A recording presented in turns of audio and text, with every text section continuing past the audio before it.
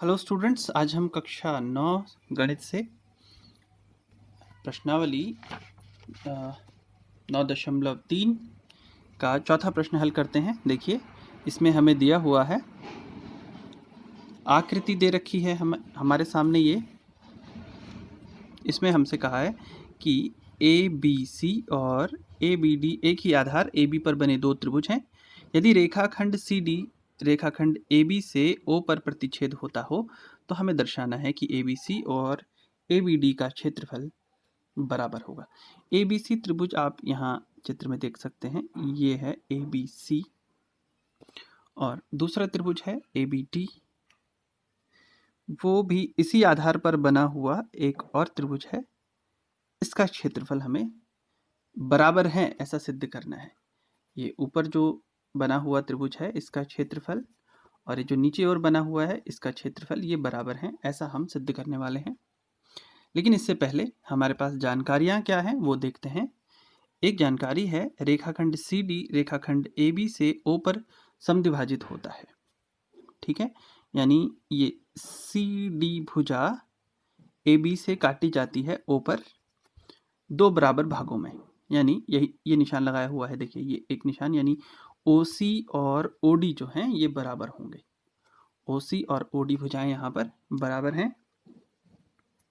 अच्छा, ये देखें, यदि आप सिर्फ इस त्रिभुज पर ध्यान दें जो मैं आपके सामने बनाने की कोशिश कर रहा हूं, ये ए डी सी, इस त्रिभुज पर ध्यान दें।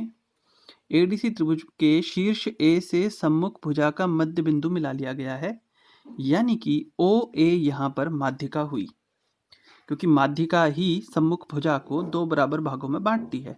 यहाँ पर ये दो बराबर भाग हैं, ओ डी और ओ सी बराबर हैं। ये हमें इस जानकारी से प्राप्त हुआ यहाँ पर। तो यानी कि ओ ए माध्यिका है और एक माध्यिका किसी त्रिभुज को दो बराबर क्षेत्रफल वाले त्रिभुजों में बांट देती है। इसका ये मतलब निकलता है कि यहाँ पर जो त्रिभुज बने हुए हैं, इस ओर बना हुआ है एक त्रिभुज ये ए ओ सी और दूसरी ओर बना हुआ है एक और त्रिभुज ए ओ डी, ये इनके क्षेत्रफल बराबर होने चाहिए। दूसरी तरफ अगर हम एक दूसरे त्रिभुज को देखते हैं, इस तरफ देखिए, बी सी डी त्रिभुज, बी सी डी त्रिभुज के लिए भी बी ओ माध्यिका का कार्य करेगी और माध्यिका एक त्रिभुज को दो बराबर क्षेत्रफल वाले त्रिभुजों में बांट देती है। इसको किस तरह से लिखा जाए?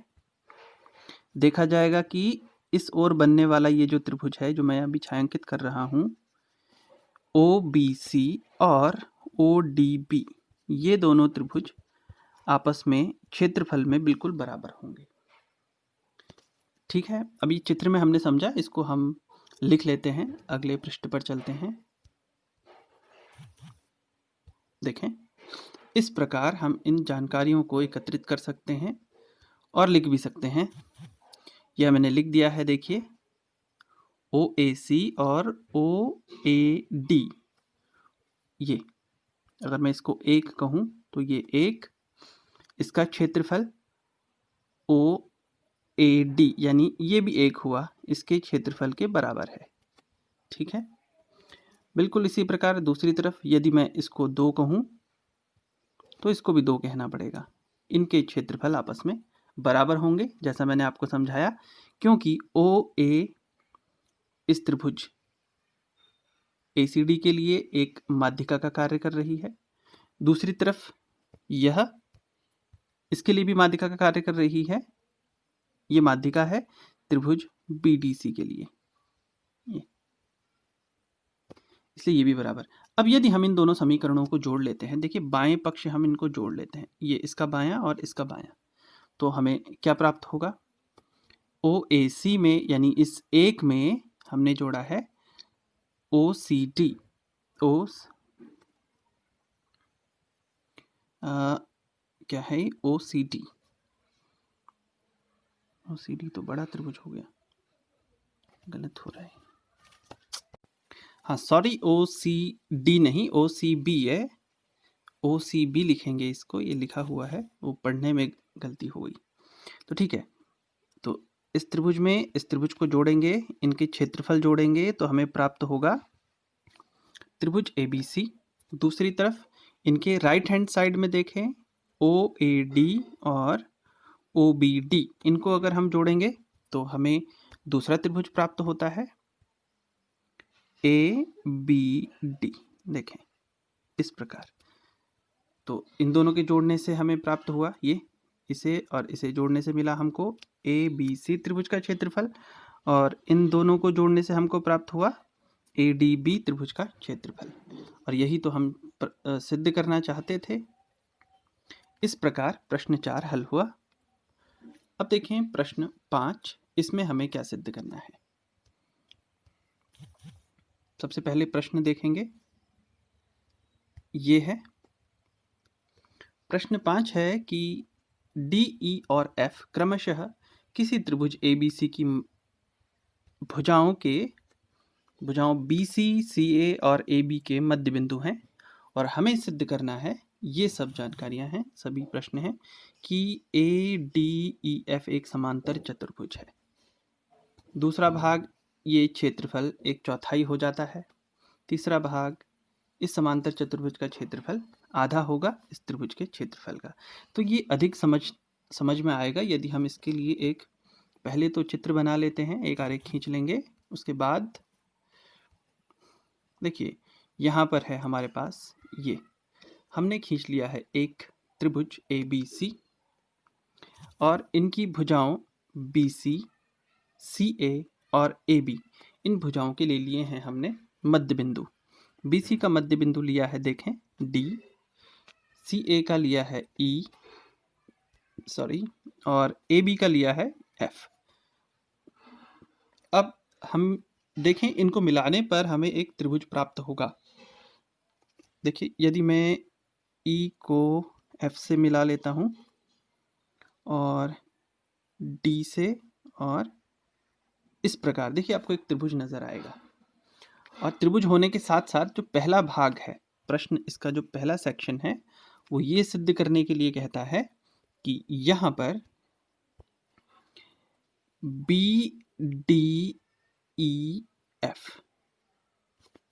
BDEF एक समांतर चतुर्भुज है, ऐसा सिद्ध करना है हमें। देखिए बहुत आसानी से इसको मैं एक बार दोबारा से आपको बताऊंगा। ये दे कुछ जानकारियां आपको जो याद आ रही होंगी। देखिए यदि हमने किसी त्रिभुज के भुजाओं के मध्य बिंदुओं को मिलाया तो आपको मालूम है, देखिए ये एक त्रिभुज था ABC, इसकी दो भुजाएं हैं AB और AC। इनके मध्य बिंदुओं को मिलाने पर जो भुजा मिलेगी वो इस त्रिभुज की तीसरी भुजा यानी BC के समांतर होगी। समांतर के लिए हम इस चिन्ह का प्रयोग करते हैं, और साथ ही यह इस भुजा का ठीक आधा भी होगी, यानी EF भुजा BC का ठीक आधा होगा। ये जानकारियां हम सब जानते हैं। कैसे? मध्य बिंदु प्रमेय से। याद कीजिए, इससे पहले हमने पढ़ा है मध्य बिंदु प्रमेय, वहां से हम इस जानकारी को ला सकते हैं। तो आपने क्या देखा? EF BC का ठीक आधा होगा और इसके समांतर होगा। ठीक यही काम हम दूसरी भुजा के लिए करके देखेंगे। यदि मैं ED को जोड़ता हूं तो ये AB जो इस त्रिभुज की तीसरी भुजा हो गई, अब इसके ठीक समांतर होगी और इसके ठीक आधा होगी। ऐसा ही काम हम इस भुजा के लिए भी कर सकते हैं। अगर हम DF को मिलाएं तो यह AC के ठीक बराबर और समांतर होगी। बराबर नहीं, आधा और समांतर होगी। ये तीनों जानकारियां हमने एकत्रित कर ली। अब देखें, इसको मैं हल कर देता हूं। एक अगला पेज लेते हैं। यहां ये देखिए, मध्य बिंदु प्रमेय की मदद से हमने ये दिखाया कि यहाँ पर EF और BD समांतर होंगे, क्योंकि देखिए ये पूरा BC EF के समांतर है, तो ऐसा कहने में कोई हर्ज नहीं है कि बी डी और एफ ई समांतर होंगे। दूसरी तरफ अब ये भी कहा आपसे कि ऐसे ही डी ई भी एफ बी के समांतर होगा, क्योंकि डी ई पूरी की पूरी ए बी भुजा के समांतर है, तो हम ऐसा कह सकते हैं कि डी ई और एफ बी भी समांतर हैं। तो हम जानते हैं अगर किसी चतुर्भुज में दो समांतर भुजाओं के जोड़े हों तो वो चतुर्भुज एक समांतर चतुर्भुज होता है। तो अतः ये देखें बी डी ई एफ एक समांतर चतुर्भुज अवश्य होगा। अब इसी का दूसरा भाग हमें जो सिद्ध करना है वो ये है कि हमें दिखाना है कि ये जो अंदर बना हुआ डी ई एफ जो त्रिभुज है, ये वाला छोटा जो नया त्रिभुज बना हुआ है, यह त्रिभुज, इसका क्षेत्रफल इस जो बड़े त्रिभुज है इसके क्षेत्रफल का चौथाई है, ऐसा हम सिद्ध करेंगे। तो किस प्रकार कर सकते हैं?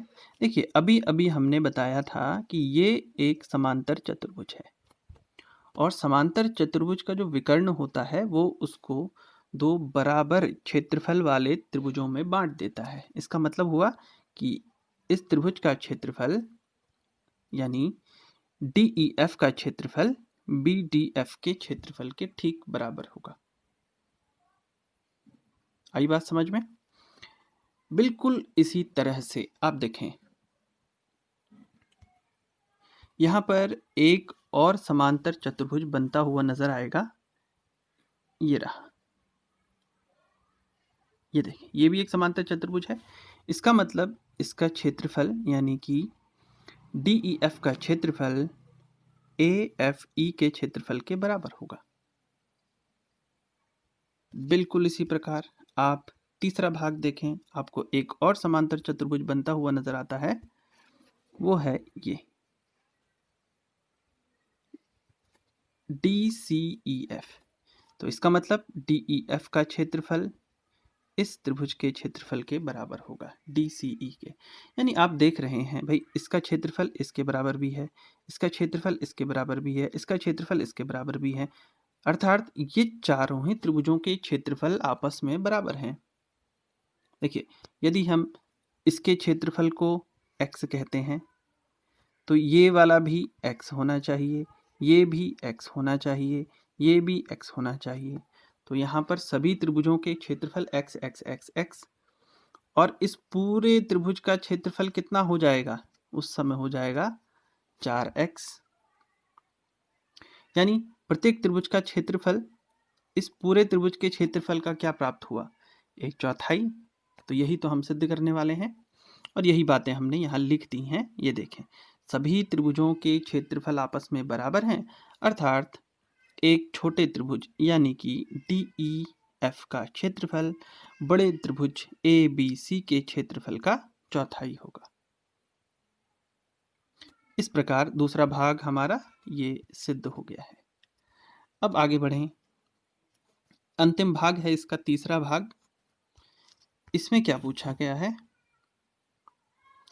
इसमें हमें सिद्ध करना है कि बी डी ई एफ जो समांतर चतुर्भुज हमने सबसे पहले सिद्ध किया था उसका क्षेत्रफल ए बी सी यानी इस दिए हुए त्रिभुज के क्षेत्रफल का ठीक आधा होगा।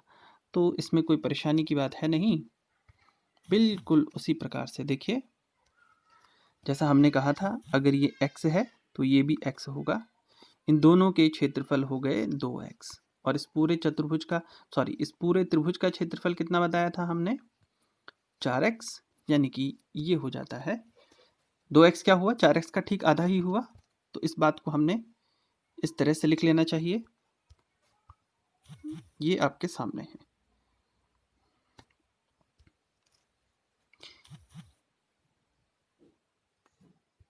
और ये हुआ सिद्ध।